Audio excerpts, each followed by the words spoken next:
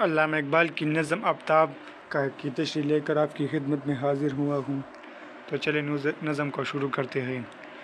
آفتاب ترجمہ گایتری۔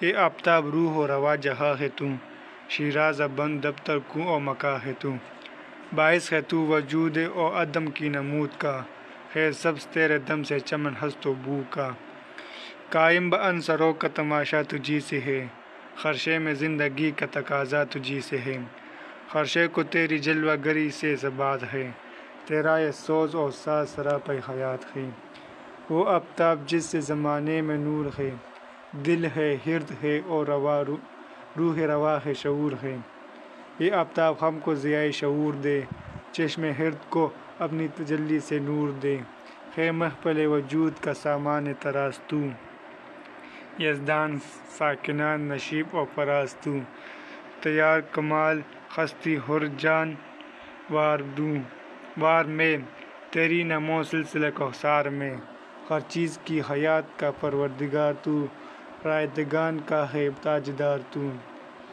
اے ابتدا کی کوئی تیری، آزاد قید اول آخر یا تیری۔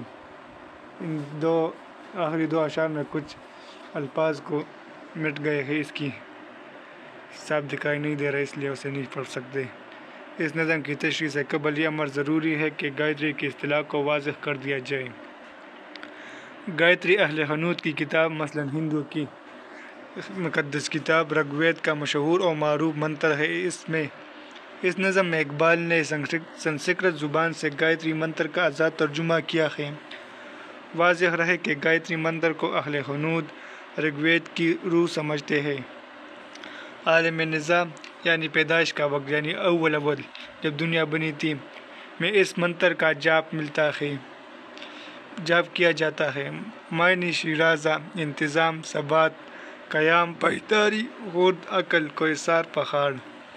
مطلب علامہ اقبال نے اس نظم کو پہلی بار شائع کراتے وقت جو نوٹ تحریر کیا تھا، اگر اس کو یہاں شامل کر دیا جائے تو اس سے نظم کی معنیت کا صحیح طور پر اندازہ ہو سکے گا۔ فرماتے ہیں، ذیل کے اشعار رگ وید کے نہایت ہی قدیم اور مشہور دعا کا ترجمہ ہے جس کو گایتری کہتے ہیں۔ یہ دعا عبودیت کی صورت اور دوسرا لفظ مٹا ہوا ہے، پتہ نہیں چلا، تاثرات کا ظاہر اظہار ہے۔ جنہوں نے نظام عالم کے حیرتناک مشاہدے سے اول انسان ضعیف البیان کے دل میں ہجوم کیا ہوگا، اس قسم کی تحریروں کا مطالعہ علم یہاں پر بھی یہ لفظ مکمل نہیں ہے، مٹا ہوا ہے، اور نحل کی عالموں کے لیے انتہائی درجے کا ضروری ہے، کیونکہ ان سے انسان کے روحانی نمو کے ابتدائی مراحل کا پتہ چلتا ہے۔ اپنی بات کو آگے بڑھاتے ہوئے اقبال کہتے ہیں، یہی وہ دعا ہے جو چاروں ویدوں میں مشترک پائی جاتی ہے، اور جس کو برہمن اس قدر مقدس سمجھتا ہے کہ بے طہارت کسی کے سامنے اس کو پڑھتا تک نہیں۔ جو لوگ السنہ شرعیہ کی تصانیف سے واقف ہیں ان کو معلوم ہے کہ سر ولیم جونز کو اس دعا کے معلوم کرنے میں کس قدر تکلیف اور محنت برداشت کرنی پڑی تھی۔ مغربی زبانوں میں اس کے بہت سے ترجمے کیے گئے ہیں، لیکن حقیقت یہ ہے کہ زبان سنسکرت کی لغوی پیچیدگیوں کی وجہ سے السنہ حال میں وضاحت کے ساتھ اس کا مفہوم ادا کرنا نہایت مشکل ہے۔ اس مقام پر یہ ظاہر کر دینا بھی ضروری معلوم ہوتا ہے کہ اصل سنسکرت میں لفظ سوتر استعمال کیا گیا ہے، جس کے لیے اردو لفظ نہ ملنے کے باعث ہم نے لفظ آفتاب رکھا ہے، لیکن اصل میں اسی آفتاب سے مراد اس آفتاب سے ہے جو فوق الحسوسات ہے اور جس سے یہ مادی آفتاب کسب ضیاء کرتا ہے۔ اکثر قدیم قوموں نے صوفیاء نے اللہ تعالیٰ کی ہستی کو نور سے تعبیر کیا ہے۔ قرآن شریف میں آیا ہے، اللہ نور السماوات والارض، اور شیخ محی الدین ابن عربی فرماتے ہیں، اللہ تعالیٰ ایک نور ہے جس سے تمام چیزیں نظر آتی ہیں لیکن وہ خود نظر نہیں آتا۔ افلاطون الہی کے مصری پیرو اور ایران کے قدیم انبیاء کا بھی یہی مذہب تھا۔ ترجمے کی مشکلات سے تو ہر شخص واقف ہے، لیکن اس خاص صورت میں وقت اور بھی بڑھ گیا ہے، دقت اور بھی بڑھ گئی ہے، کیونکہ اصل آواز کی موسیقیت اور طمانینت آمیز اثر جو ان کے پڑھنے سے دل پر ہوتا ہے اردو زبان میں منتقل نہیں ہو سکتا۔ گایتری کے مصنف نے ملک الشعراء ٹینیسن کی طرح اپنے اشعار میں ایسے لفظ استعمال کیے ہیں جن میں حروف علت اور صحیح کی قدرتی ترتیب سے ایک ایسی موسیقیت پیدا ہو جاتی ہے جس کا غیر زبان میں منتقل ہونا ناممکنات سے ہے۔ اس مجبوری کی وجہ سے میں نے اپنے ترجمے کی بنیاد اس سوکت گفتار زیبا پر رکھی ہے جس کو سوریہ نارائن اپنشد نے گایتری مذکور کی شرح کے طور پر لکھا گیا ہے، مگر مجھے اندیشہ ہے کہ سنسکرت داں اصحاب اس پر وہی رائے قائم کریں گے جو جیپمین نے پوپ کے ترجمہ ہومر کو پڑھ کر قائم کی تھی، یعنی شعر تو خاصے ہے لیکن یہ گایتری نہیں ہے۔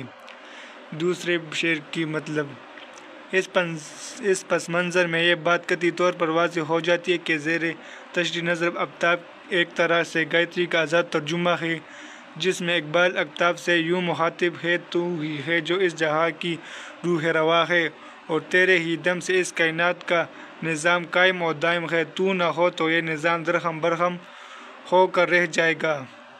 یہاں موت اور زندگی کا جو سلسلہ ہے اس کا اظہار تیرے ہی دم سے ہوتا ہے۔ یہی نہیں بلکہ اس دنیا میں جو رونق اور چہل پہل ہے وہ بھی تجھ سے ہے۔ اے آفتاب، آگ، پانی، مٹی اور ہوا، چاروں عناصر کے مابین جو ربط اور شیرازہ بندی ہے اس کی بنیاد بھی تو ہی ہے۔